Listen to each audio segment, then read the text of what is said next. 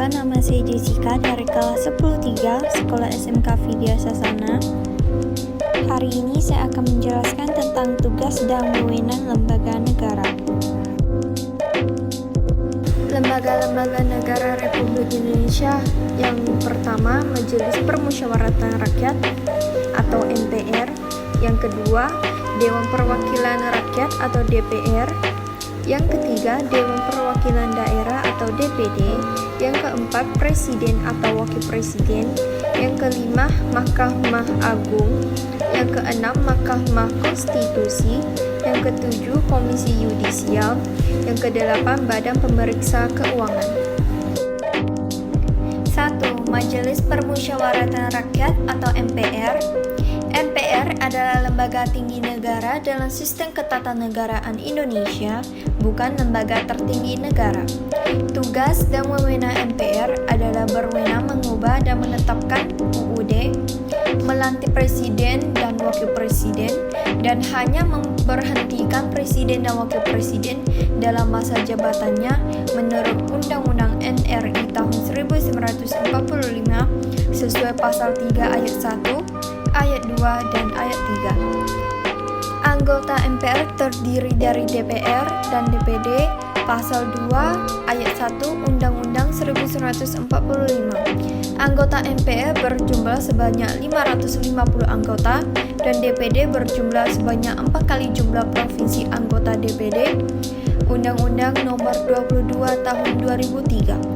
MPR juga memiliki hak dan kewajiban seperti diatur dalam Undang-Undang Nomor 22 Tahun 2003 tentang susunan dan kedudukan MPR, DPR, DPD, dan DPRD. Yang kedua, Dewan Perwakilan Rakyat atau DPR. Anggota DPR dipilih melalui pemilu pada pasal 19 ayat 1 UUD NRI tahun 1945. Fungsi DPR adalah fungsi legislasi, fungsi anggaran, dan fungsi pengawasan pada pasal 20 ayat 1 UUD NRI tahun 1945. Hak anggota DPR adalah hak interpelasi, hak angket, dan hak menyatakan pendapat pada pasal 20A ayat 2 UUD NRI tahun 1945. Hak anggota DPR hak mengajukan pertanyaan, hak menyampaikan usul atau pendapat, dan hak imunisasi pasal 20 ayat 3 UUD NRI tahun 1945. Yang ketiga, Dewan Perwakilan Daerah atau DPD. DPD merupakan bagian keanggotaan MPR yang dipilih melalui pemilu dari setiap provinsi. DPD merupakan wakil-wakil provinsi. Anggota DPD berdomisili di daerah pemilihannya selama bersidang bertempat tinggal di Ibu Kota Negara RI pada UU Nomor 22 Tahun 2003. DPD berhak mengajukan rancangan undang-undang yang berkaitan dengan otonomi daerah dan yang berkaitan dengan daerah.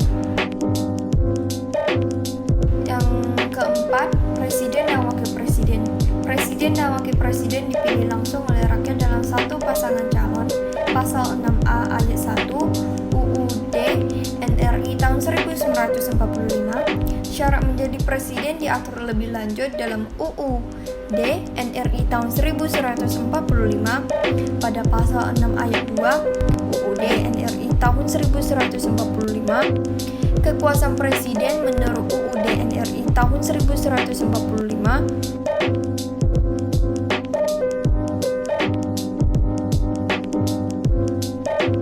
Yang kelima, Mahkamah Agung atau MA. MA merupakan lembaga negara yang memegang kekuasaan kehakiman di samping sebuah mahkamah konstitusi di Indonesia pada pasal 24 ayat 2 UUD NRI tahun 1945. MA membawahi peradilan di Indonesia pada pasal 24 ayat 2 UUD NRI tahun 1945. Kekuasaan kehakiman merupakan kekuasaan merdeka untuk menyelenggarakan peradilan guna menegakkan hukum dan keadilan pada pasal 24 ayat 1 UUD NRI tahun 1945. Yang keenam ada Mahkamah Konstitusi atau MK. Mahkamah Konstitusi memiliki kewenangan yaitu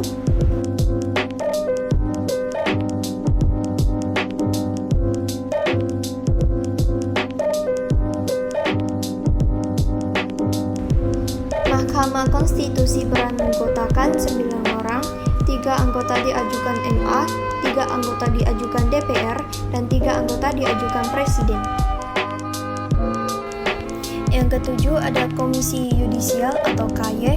KY adalah lembaga mandiri yang dibentuk Presiden atas persetujuan DPR pada pasal 24B ayat 3 UUD NRI tahun 1945.